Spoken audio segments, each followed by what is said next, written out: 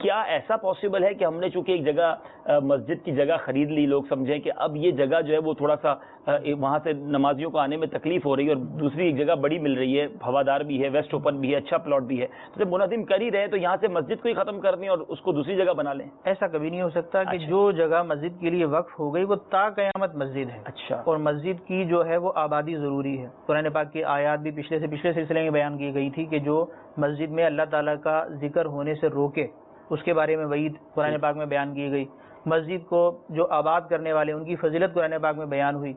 تو مسجد کی ویرانی کا سبب بننا، اسے ویران کرنا، یہ بھی جو ہے وہ گناہ شدید ہے.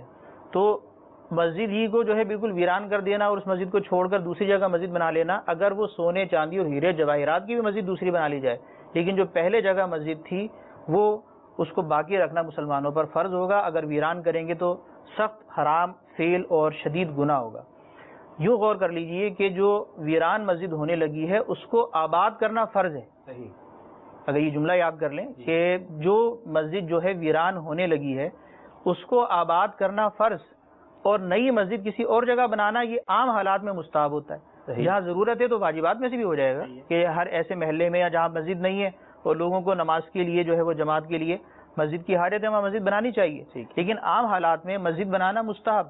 تو اب جو مسجد ہے اور وہ شکستہ ہو گئی یا اس جگہ جو ہے وہ چھوڑ کر دوسری جگہ بڑی اچھا پلاٹ یا بڑا پلاٹ مل گیا تو ایک کو ویران کر دیں بالکل ختم، اور وہاں نماز کی ادائیگی موقوف ہو جائے، اذانوں کا سلسلہ بھی نہ ہو آس پاس، اور دوسری جگہ جو ہے وہ بڑی عالیشان مسجد بن جائے.